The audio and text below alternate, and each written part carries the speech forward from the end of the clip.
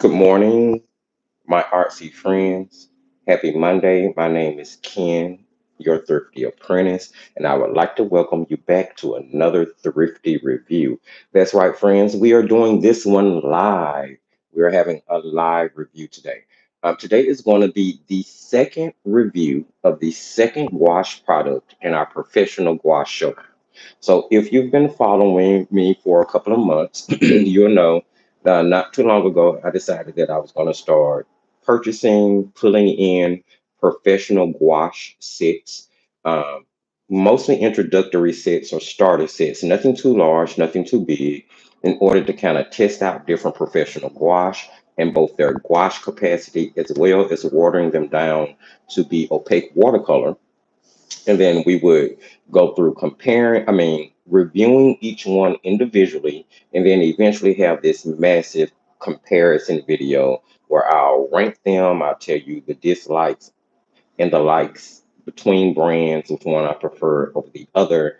The very first gouache that we reviewed for this showdown was the Shinhan Professional Designer Gouache, which there is a playlist on the channel. Of course, if you go to the home page, you hit the playlist tab, you can scroll down to find the Professional Gouache Showdown, and that's where all of the gouache involved in the showdown will be, or you can just search it through the hourglass or what have you. So this video has already been posted under that playlist. We're going to start off with the physicality as we normally do. So this was not a gouache that I ordered in a set. Let's back up for a moment. Actually, I've been testing this gouache for almost a year in different aspects here and there. I'm not sure how many of you may remember, but about a year ago, I took a venture into Jerry's Autorama, the local brick and mortar location here in Dallas, and I ran across open stock Turner gouache. Now, back at that point, I I'm not sure what gouache I was reviewing, but it was a jelly gouache, and one of the people in the comment section asked me had I ever tried Turner.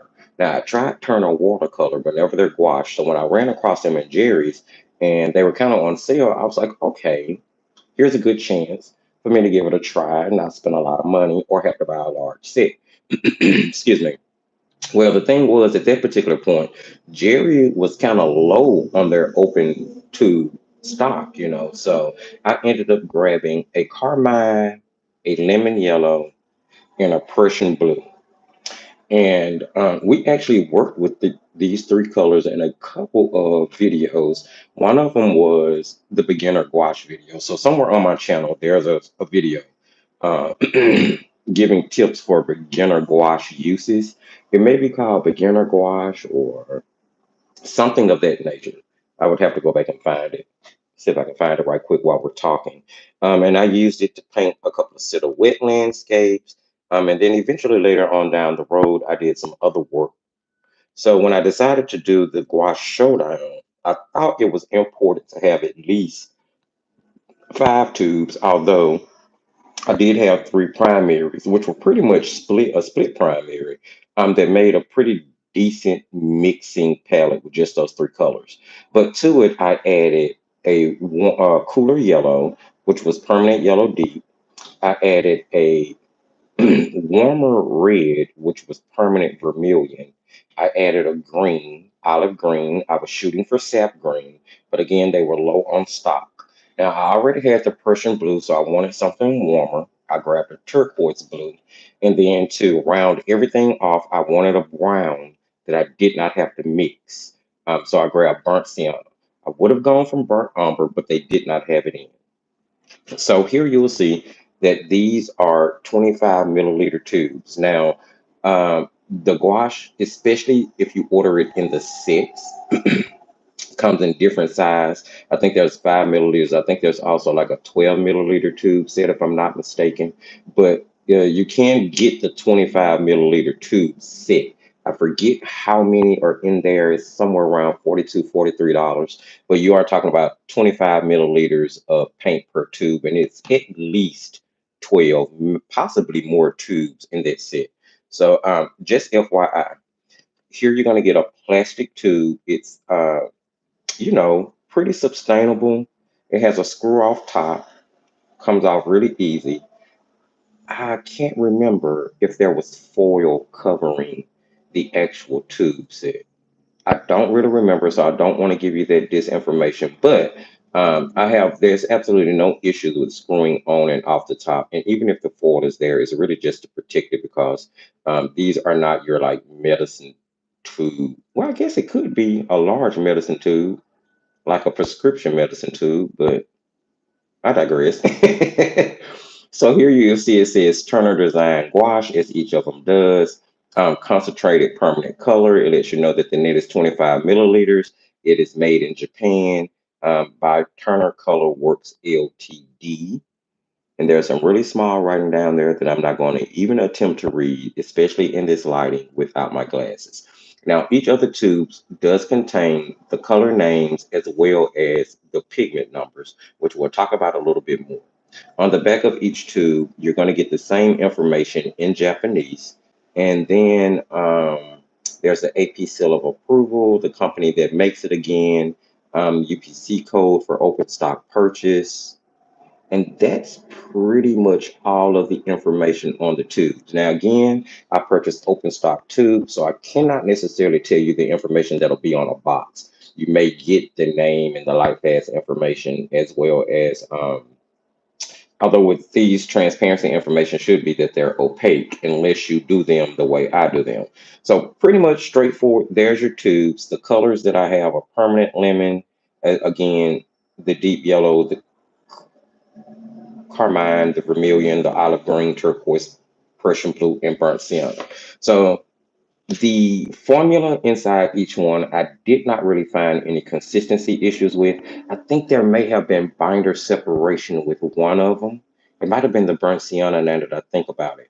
But other than that, for the most part, all of them were pretty consistently mixed. Now, of course, there's always the thought to keep in mind that if you get a paint, be it watercolor or gouache, and there is some binder and paint separation in the tube, there could be a lot of factors that play into that. It may not have necessarily came from the factory that way. How long has that particular set been sitting on the shelf before it was purchased by anyone? What is the temperature like where it was stored before it was opened? So there are a lot of different factors that can play into that. So I do not always necessarily count binder separation as a negative, um, just simply because. Hey, Ruby, how are you doing? I'll give you just a second. I'm trying to find the name of this video for you guys real quick. So in case you want to go, you want some beginner gouache tips and you want to see how I first started working with these, you can. Let's see here. I need YouTube Studio and I need to content search. It's going to be under Turner. Let's see. Yes, it's called Extreme Beginner Gouache Introduction Video Demo. It came out about a year ago. It only has about 140 views to it now. If I can remember, once I get off of live, I'll jump back and link it into the video description. If not, I'll definitely link it as a video card in the replay once the edit starts, just in case anybody wants to check that out. But I feel like it was a really cool video, and it was the first introduction that we had to Turner Gouache. All right, let's move on. Once I had taken account of everything physically for this review, of course, with them being in the tube, you can paint with them directly from the tube, or you can actually pan them and dry them down. I do have to put out this disclaimer. My friends, there is a huge difference with using gouache when you use it directly from the tube versus letting it dry down. The first thing to remember is that a lot of gouache, based on the formula and the fact that the pigments are so heavy versus being finely ground like they are in watercolor, is going to cause your gouache to possibly crack. There have been very few gouaches that I've experienced in my art career that did not crack in some shape, form, or fashion when you dry them down. Your more student grade gouache, I have discovered, does tend to do that a little bit more when you pan it out of the tube than a professional does. But I have seen that trait with all brands of gouache all grades of gouache. Now, the very first gouache that we had in this showdown was the Shinhan Professional, as I mentioned before. That particular gouache um, had a pretty decent dry down rate. I did not experience a lot of cracking. I do believe there may have been like 18 colors, and maybe two or three of them cracked. Here we're using with three, six, eight colors, and of those eight, one, two of them cracked once it dried down, but I haven't had anything actually fall out of the palette. Now, this is something that's really important to keep in mind, especially if you're one of the people that want to paint with gouache, like plein air, on the go. Drying down your gouache will cause some cracking, and it can cause some tumbling about in your travel palette. So with gouache, outside of maybe Karen Dosh with their studio gouache, which is the only one that I've seen that you can purchase already panned. And if I'm wrong, if anybody knows of another brand, please don't hesitate to jump in the comment section during the live or in the comment section of the replay and throw that brand out there so that the rest of the viewers will be aware. But as far as I know, off the top of my head, Karen Dosh is the only company that produces a gouache formula already in half pans or full pans, whatever you want to consider them as. So just be aware that there was some cracking once they dried down. Outside of that, I didn't have any issues with the drying down. I haven't had any issues with the rewetting. Speaking of rewetting, brings me to the second point I want to make about painting with gouache from your tube versus drying it down. Painting with gouache from your tube, you're going to get it in its most opaquest form.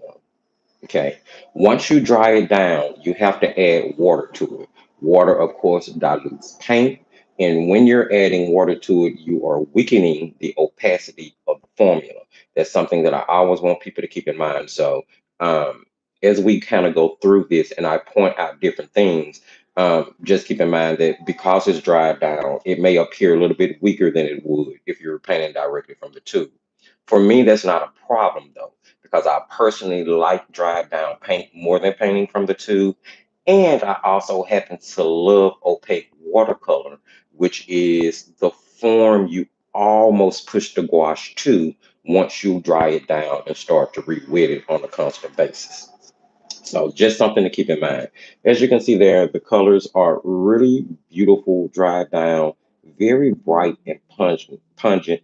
But of course, I don't feel like this is from optical brighteners. I do feel like as a professional gouache being more opaque, it is just naturally formulated to have a more saturated color in the pan. With this said, most gouache is going to contain some form of pigment white in it, whether they're actually listing it in the description or not. It's just sort of the nature of gouache. Okay, so there's what the tubes look like, and this is what it looks like dried down. I just used a Derwent palette from when I made my Mega Derwent palette, right? So always repurposing the smaller palettes. Let's take a look at the gouache swatches. So here, I have taken time to put down a black line to check opacity. I've swatched each of the gouache after I gave it a chance to dry down just to see how much that would change the formulation as far as the opacity goes. We have color names and pigment numbers already transferred. And of course, I've gone through and done some preliminary testing with them for this review. We did a cool color wheel, a warm color wheel, a split primary color wheel. I've done a flow test. I've done an additional flow test that's meant to do a lift. We've done a neutral mixing chart as well as a salt test. So let's just kind of jump into this really quickly. Um, that way we can, talk about it. First thing I want to talk about is looking at the mixing that we did with them. Or, you know what, let's go with the opacity. So based on the way I paint with gouache, these paints still turn out to be pretty opaque. As you can see here from the black line, of course, with it being a gouache, there is sedimentation from each one of the colors. Some of it is a little heavier than others. You'll find that your lighter, warmer tones seem to be a little bit less opaque, whereas your darker, cooler tones seem to be more opaque. But again, this may not be the experience directly from the tube. So if you are someone who paints with your gouache directly from the tube, I would suggest that you swatch it directly from the tube and use that as your reference guide. Okay. Now, the second thing that I noticed after swatching the paints was that a lot of these, unlike on the Shinhan gouache when we did that review, are like dual and triple pigment colors. That actually kind of concerned me at first because we all know that the more pigments mixed in, especially if they're using anything to stretch it, can cause muddiness when you're trying to do color mixing. And with a gouache, the pigments are already heavy. Dual, triple pigments are going to make it so much harder for that particular paint color to, say, flow across your paper, diffuse, um, just depending on how wet the wash is that you're using. And we're going to talk about that in just a little bit. So, one, two, only two, only two of the colors that I purchased were actually single pigment. And I'll be honest, I did not pay attention to that at first. So after swatching everything out, again, I was a little concerned, but I'll go ahead and let you know now, I really had no reason to be. Because despite the fact that the paints have dual and triple pigments in them, none of them performed below expectation for me. Let me make that clear, and we're going to get to see some of that as I show you things that I've painted with them. I will say that I love the turquoise blue. I love the Prussian blue in this set. Like if I was to make an independent set or independent palette, which we may do that one day. Christy, not too long ago, or just recently, was working on like this 24 color convenient palette that she made up of all of her favorite colors and favorite brands. And I just thought that was such a great idea, especially for someone who has like multiple brands of paint. The truth of the matter is we can only paint with one paint set at a time, right? So if you're someone like me who reviews products, or if you just happen to be a collector of paints, because I've come to understand that that is definitely a hobby in itself, um, then there's no way, more than likely that you'll probably use up all of that paint in your own lifetime. So doing things like that, I think, are really unique and creative ways to use up different parts of different paint palettes across different brands. And I really enjoyed that, kind of going along with Christy on that journey. And I thought to myself that I don't think it would necessarily be biting per se, to kind of do something of the sort myself with my audience. Now, I don't know if we'll do it live like she did. Maybe we will. Maybe that's what added to the entire fun of it. The fact that it was live and other people had the chance to kind of in real time voice their opinion about the color, talk about the pigments, talk about where to find it. And it just made it an overall enjoyable experience. And I really have to tip my hat off to her for that idea.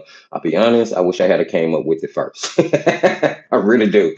But I didn't. So I'm just putting it out there now that more than likely I will be doing a live, or more than likely a live that follows that type of theming, because as you guys know, I have too much gouache and watercolor to talk about. But anywho, I digress on that. Um, Beautiful colors, even the olive green. I at first thought maybe I was doing myself a disservice getting an olive green versus getting a sap green, but I have found that I really love the way that olive green mix. And of the colors that I have here, if I had to choose two that were my favorite, despite the fact that they are both triple pigment colors, it would be the olive green and the Prussian blue. Yes, I do understand the light fast issues that a Prussian blue may have, but it's not like it's a color that completely fades away and goes away. If you remove it from the light that's affecting it, the color for Prussian blue does tend to return in full force. Something I don't hear people mention often as they talk about the light fast issues that may come along with Prussian blue. I always hear them talk about the fact that it'll fade, but I never hear anyone continue to tell you that that color will kind of resaturate itself if you remove it. Now, of course, the main issue with a color like that with it having self-sustaining life has issues, it's starting to mix it with other colors, especially when you're talking about it not being a single pigment itself. So that is something, again, full disclosure, I always like to throw out as much information as I can. So let's move on over here to some of the mixing that I've done. I've done a cool primary, a warm primary, and a split primary. So let's walk through this right quick. The cool primary is permanent lemon. We use the turquoise blue, and I use the permanent vermilion. Now, of course, by all of the colors being on the cooler end, did I do that right? No, I did that completely wrong. I'm sorry. I'm saying cool. That should be warm. That is my fault. I wrote that way. Let's redo that. That should be warm. These are the cooler colors. See, correction in real time. Correction in real time. And that's a split. Okay. I know I messed it up. I'm just going to write it out. Put a C there. You know what it is. Okay. So with the warm, again, the permanent lemon, the permanent vermilion, and the turquoise blue, mixed to make pretty decent, beautiful colors. The only color that I wasn't completely satisfied from a secondary mixture was between the permanent vermilion and the turquoise blue. Thinking that it would give me a beautiful purple, it was really kind of dull and desaturated. Here's the thing. Um, I do believe had I used less turquoise blue in that mixture, it may have been a little bit brighter, possibly leaning more red, but definitely brighter. But overall, no issues there. With the cool mixing wheel, there was the permanent yellow deep. There was the carmine, which is the replacement for your alizarin crimson or maybe your rose. And then there was Prussian blue, which I picked up instead of ultramarine. Truth of the matter is, they were out of ultramarine that day. And subsequently, every time I've visited since then, they've been out of ultramarine. It seems to be a very popular open stock color, which they cannot keep. So I think that the next time I stop at my local Jerry's, I'm probably going to just ask one of the cool, really cool people that work in there, hey, next time you guys get some ultramarine in for Turner Gouache, do you think you can hold a tube of it for me? Of course, I could just always order it, but I'm not just going to order one tube. I like to make a bigger order, especially now that I'm doing less ordering from Amazon and more ordering from the actual private art sites. You know, the bigger the order, the better on the shipping and all these good things. So, anywho, colors again mixed to make very beautiful secondaries. I'll be honest, I love the cool mixing wheel more than the warm mixing wheel. That's just my opinion and preference for my eye. But either way, beautiful. And then, of course, there's the split. With the split, we used a permanent lemon, which is warm. We used the carmine, which is cool, and we used the Prussian, which is cool. And I would have used ultramarine there had I had one. Despite that, still got beautifully mixed secondary colors. Everything was still very semi opaque. Nothing was like watery, transparent, or see through unless I purposely tried to make it that way. So, definitely, I feel like with just these 8 colors, I have a robust palette with primaries that'll split both temperatures and colors that mix really, really well. So the next thing I decided to do was lay down a strip of paint, really watery, heavy on the pigment, just to see how each one of them flowed into each other. Give that a time chance to dry and see if any of that natural mixing made mud. And as you can see, it did not. I didn't actually get a brown tone until we get down here to the burnt sienna, where I purposely put brown into the mixture. And everything is very recognizable, each one of the colors, uh, even as they flowed in each other into each other and blended so that there was no hard lines. Really love that. Love the fact that the paint is playing so well together. And we'll do that lift test in a moment. So here I mixed the burnt sienna and the Prussian blue together, um, to see the type of neutral that I could get. And I was able to get really useful, really dark, really opaque with mixing those two together. So again, no issues there. The paints are good. I'm just going to go ahead and throw that out there now. The gouache is a good gouache. Now, whether it's a great gouache for the way you paint, there's something that you'll have to make the decision about. And then, of course, there are other great gouaches out there, and there are just very minute differences between the brands. Biggest being price when it comes to a lot of different things. We'll get to the price shortly. Here we've done a salt test. Now, I'll be honest with you guys. I have found in the past, especially when it comes to student grade gouache, whenever I attempt to do a salt test, it never really turns out the way I think it should.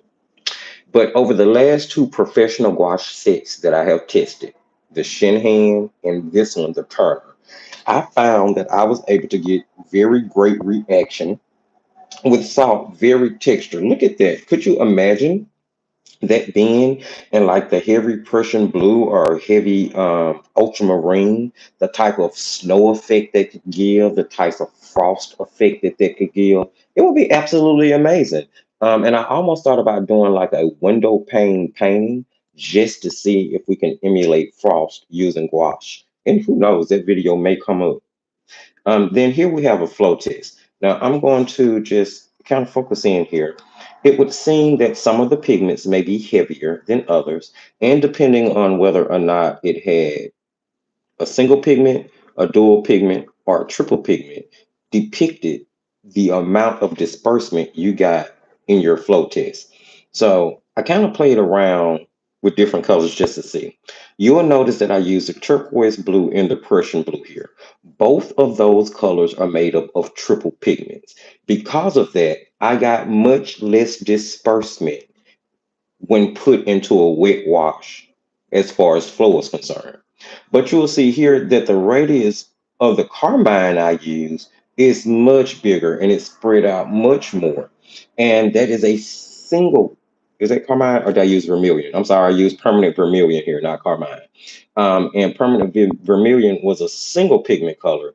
And it seemed that because it did not have its heavy of a formulation, with it being just single pigment, it dispersed and, and diffused more. So I said that to say this. If you've ever been having problems with flow when it comes to your gouache, I have honestly discovered, especially on the professional gouache spectrum, that the more towards single pigment it is, although those pigments are still heavier than watercolor, it flows a little bit more than any gouache that has dual and triple pigments in it. But that's just been my experience. Please feel free to share yours if you've noticed anything different. So there you have the swatching, the color mixing, the salt test, the flow test, the neutral test, and now I want to do this little lift test with you guys just to see how well it will lift out. Now, I'll be honest with you guys, especially even in the move, I have not located my scrubber brush just yet, have no idea where it is or why. So I'm going to use a pretty hard bristle golden Teflon here and just get it wet. I need to change my water. And we're just gonna go. And as you can see, it reconstitutes and reactivates like right away. Right away.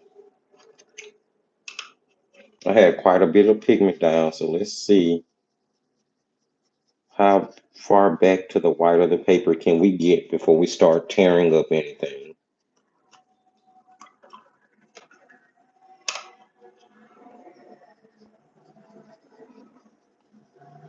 I'm not a huge fan of this paper. It's okay. But that's also why I turned it into my gouache swatch book because gouache performs pretty well on almost any surface. So I don't want to tear the paper, but you can see we definitely get some lifting back of the paint um, there. I'll bring that up a little bit more so you can just get a better look at how much of the white I was able to get back to. There's definitely some staining in the carmine, which is typical of your reds and like your purples. It lifted pretty well, especially in the blue area here. So that Persian blue lifts off really well. We're gonna definitely say that's sedimentary. And as you get into your greens and your earth tones, they did a little bit better mixing than your warmer, bright colors, which tends to be the case when we're talking about watercolor as well. So property value there is pretty standard. So that is that, my friends. All right, so at this point, now that we've kind of checked out the swatching, the color mixing, we've done a lift test, so we see what the salt test is like. We see that we can get a really nice neutral. We've talked about the consistency, the pigment makeup, the way they dry down, the fact that they re-wet really well for a gouache, and I'm not experiencing a lot of cracking. I would say that 2 out of 8 cracking is a pretty good ratio. Let's jump into looking at some of the things that I have painted with them. So let's go back to the beginning here and look at some of the very first things in that extreme gouache introduction video that I was speaking of earlier. I do believe we worked on some like Polaroid, almost Polaroid. They're just kind of mini paintings, and I used the 3 colors. I was literally just testing out the primaries. This one was the permanent lemon. I may say lemon yellow, but permanent lemon. I'm sorry. This one is the Prussian blue, and this one is the carmine. So those were the 3 original colors. Loved them. Had so much fun doing that. Using more of an opaque watercolor form versus a gouache form. And then the black that I used, because I did not actually um, purchase a black Turner gouache, and I wanted it to be super opaque. If I'm not mistaken, I grabbed Artwell gouache, which sounds about right. So that's what the black entity is. And then, of course, the white is bleed proof.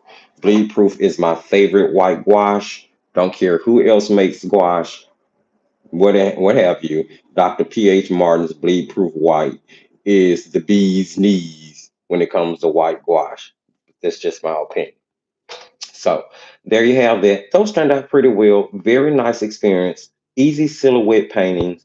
Basically, the color was used in the background and in the water areas, and everything else was done with black and white. So very simple, very straightforward, but a really great way to start testing both the flow, the opacity, and the mixing ability of your paints. After that, I tackled. Oh, and I know this is because these were done 9/23.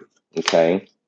And I don't know if this was after or before, but I've also 10/23. This was okay, just a month later, October. Was it doing Inktober? I'm not sure when I painted this or why. I just know it was 10/23. And it was the very first attempt I ever made at painting loose flowers, loose roses. Um, so you can see here, this green was the, I'm trying to remember if this was after or before. No, this was before I purchased the olive green. So this green was mixed from the permanent lemon and the Prussian blue, which were the 2 colors I had that I could get a green from. As you can see, there has been a little bit of shifting in the color. It's been over a year now. And of course, because I was trying to paint in a loose style here, the paints were really watered, yet they still worked. I still got a nice composition. It's been closed up in a sketchbook, so there hasn't been too much fading or anything. It's not exposed to like any natural lights or any natural elements. So um, overall, it was a good experience. I love the fact, and it's funny that I was able to achieve this with a gouache versus a watercolor, because up until this point, I could never get my like loose watercolor flowers to just look loose to me and to feel right. And using this Turner gouache was the first time that I actually achieved a loose flower painting that I was particularly happy with. Um, even had some red going around the leaf. It's faded just a little bit, not much. Now, this is actually a mixed media paper versus being a watercolor paper. So that's also going to have a lot to do with the appearance of the paints once they dry and after the shift has taken place. So that's definitely something to keep in mind as you're looking at that. Because you can take a look here and see there's hardly been any shift in the color at all. And this is done on a wood pulp, 140 pound. Oh, back that up. No, it's not. It's done on artwood. Nope, I'm wrong again. I had to feel the back of it. It's amazing. I've learned my papers like the papers that I use on a regular basis like that. This is that B jumbo pad paper. You can get this at Walmart. Now, it's not their 100% cotton paper, but it's by the B company. It's called the jumbo pad. The pad is like that thick. It's full of paper, full of paper. Um, so this, and it's 140 pound cold press. It is wood pulp, but this is the paper that's on. And as you can see the difference. And this one was done a month before this one. This one has been closed up inside a sketchbook. These have not. So that's the difference in the way the saturation holds on watercolor paper versus say like a mixed media paper. Just a little FYI. All right, let's move on and look at some other things. All right, so recently you guys have, well, that was the most recent, I think. This is 125. Okay, these were both done in the same month. This one is a food paint challenge that I pulled off of Instagram. Um,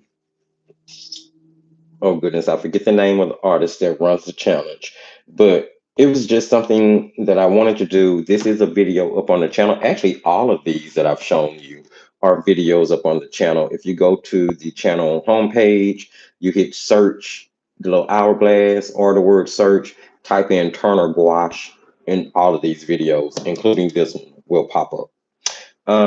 I really enjoyed this. Now, here I want to touch on where I'm talking about paper or any type of paper. So this is Hunter Mule, Hunter Mule, whichever one you want to call it, whatever suits your fancy. Um, Watercolor paper. It is toned watercolor paper, toned gray watercolor paper. I want to see if I still have the wrapping. I may have thrown it away in the move. Uh, Give me 2 seconds. Let me see if I still have it. I don't think I do. I don't think I do. But it is tone gray. I want to say it's somewhere between 90 and 110 pounds. I can't remember off the top of my head. It is cold pressed, acid free. It is not 100% cotton. It's actually really thin. And when I got the book, I, painted it at first. I was like, oh, okay, I'm going to like this. But the more I started to paint with the paper, I discovered that I don't like it as much as some other papers that I've had. Don't get me wrong, it's not a terrible paper. It holds up to lots of water. Let me throw that out. And you'll see that in the pre-recorded video that's coming out this upcoming Wednesday. But that's neither here nor there. The gouache took really well on this paper. There has not been a huge shift in the saturation. As a matter of fact, I think this looks exactly the way it did once I closed the book up.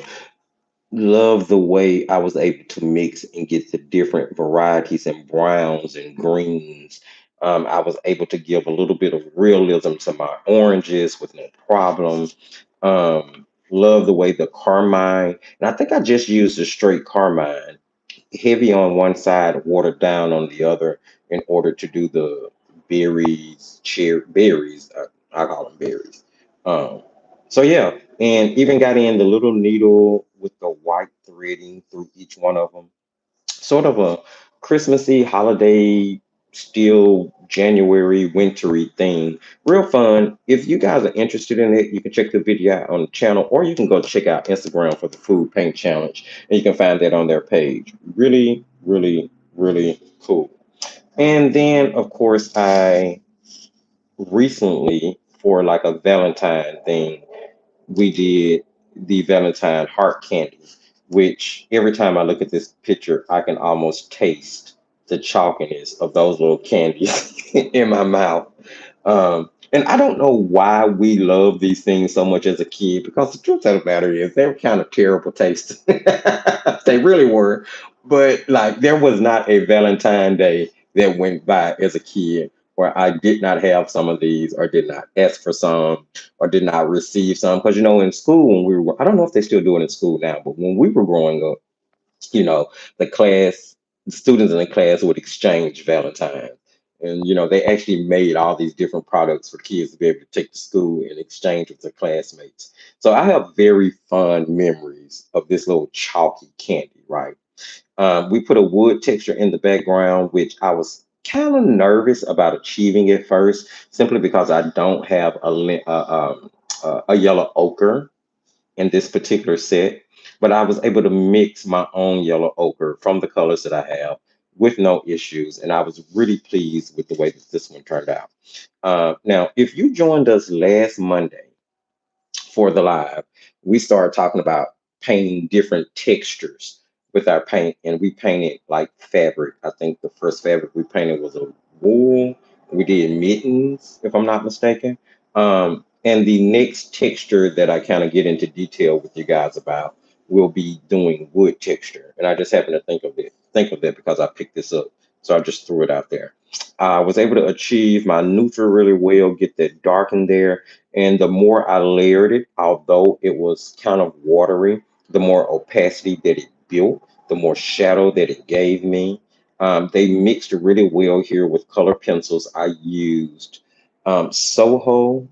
I'm saying Soho, not Soho. What's the name of it? Starts with the S. Oh, what's the name of the? Oh, I can't think off the top of my head. What is the name of those pencils? The ones that we got in the cylinder, not Soho. I'm trying to see if they are amongst these many hundred pencils I got just sitting up on my desk anywhere. I think all of those are Crayolas and leftover Prismacolors. I cannot think of the name of that pencil brand to save my life right now. Somebody help me out. I'll check the comment sections. Sue Color. That's what they're called. I use color pencils in order to turn this into mixed media, adding a little texture to the top of each one of the candies just to give it a little bit more realism.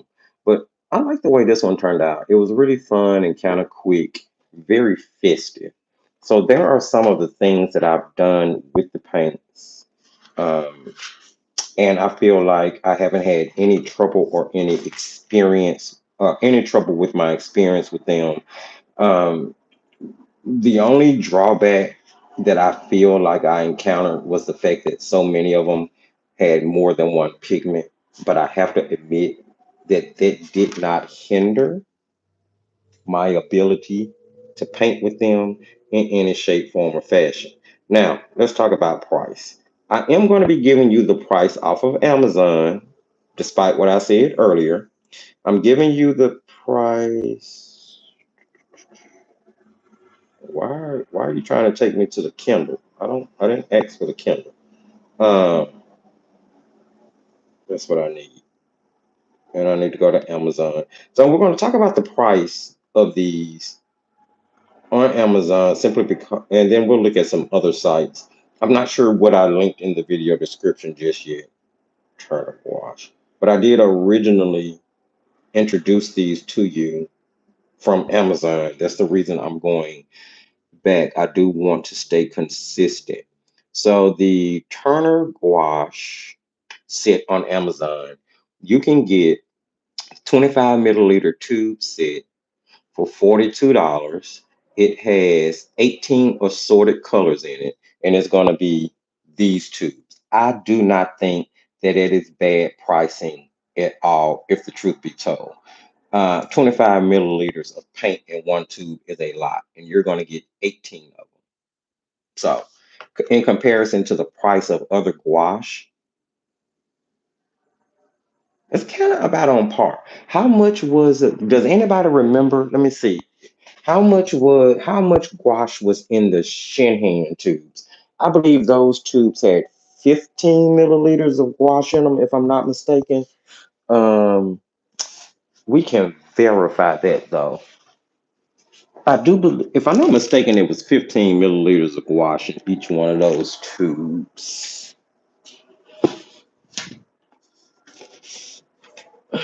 Pretty sure it was. Let's see here.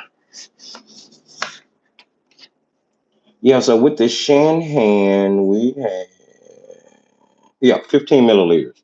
And the 18 tubes at 15 milliliters ran about the same price as the Turner with 25 milliliters, and you're still getting 18 tubes. So that's definitely something to consider.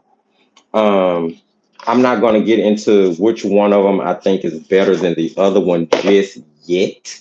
And so I get to the comparison video at the end of this entire Gouache Showdown. But what I will say is that I think that they are both really good brands. I think that you're getting well more than your money's worth of paint, and you wouldn't necessarily be going wrong with one or the other. Okay. I like them both. I'm just not going to say which one I like more, not just yet. So that's what you get, 42 for the 25 milliliters. Let's see what else we have here. We have, excuse me, that's all acrylic gouache. Okay, so now you have a 12 tube set that have 11 milliliter tubes in it for 29.79. And now you see why I think the other set is a little bit better. And then, okay, no, that's Turner watercolor. That's not gouache. All right, let's run over to Cherry's Autorama really quick. And let's see what it is over here because Jerry's has been a long time distributor of Turner products. Okay, so here we go. Turner Pro Design Gouache sets. So you can get the designer mixing set of 12 with 20. So you can get 12. What? That can't be right. And see, and that's what I'm saying. Amazon just seems to be cheaper sometimes with certain things. Because here you have 12 tubes, 25 milliliters for 55.59. When on Amazon, we were just looking at 18 tubes of 25 milliliters for $42. So that kind of answers itself. That kind of answers itself right there. Let's look at Blick right quick and see if Blick has them.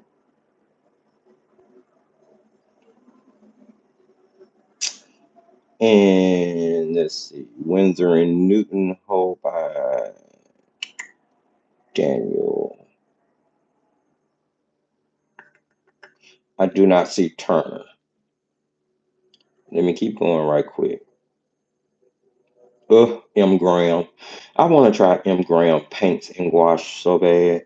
Christy is sending me a palette of the watercolors. So I'm going to have to get the gouache. And then there's Da Vinci. I want to try Da Vinci. I want Da Vinci Professional Gouache to be a part of this gouache lineup. So I'm probably going to end up ordering that from Blick. And open stock tubes. So that's Royal Talents Creation, which is a student brand. Go away. Yeah, Memory Art. Oh, they have a wash. Cool. There's Pelican. Maybe I can get it from there cheaper. Yeah, so I don't see Turner on Blick's website. So Amazon and Jerry's. If you're gonna buy open tube stocks and put together your own set, I suggest Jerry's. If you're gonna buy the set, ugh, I suggest Amazon. That hurt my soul. Let's see. Yeah, I don't see it on Blick's website. So there you have it. You can get it $42 for 18 25 milliliter tube over on Amazon. And as much as I hate to say it, for the benefit and the sake of your pocket, that's probably the best and most economical place to get it from. So on a scale of 1 to 5, 1 being the worst, 5 being the best, if I had to rank these based on my experience the way I paint, my painting style, and the research of the formula and the pigment numbers, I would have to put these at a 4.5 out of 5 stars. So that's just my 2 cents on the Turner gouache. Okay, friends, it looks as if though there isn't anything left in the comment section that I need to touch on, or in the chat, should I say, that I need to touch on. Thank you guys so much for joining me. Hopefully, you found some of the information in this video relevant and helpful to you. If you've been wondering about the Turner Design gouache, again, don't forget to go back and check out the review on the Shinhan Professional Design Gouache, which is in the same playlist. And be sure to hit that subscription button and that notification bell so that you'll know when the next videos in the Gouache Professional Showdown should drop, because we have several other brands that we're going to kind of cover and go over before we get to this really huge comparison video, which more than likely is going to be pre-recorded because it's going to have a lot of moving and working parts to it. Check the video description for all of the relevant links. And if there is nothing else, my friends, as I tell you at the end of every single video, just keep creating.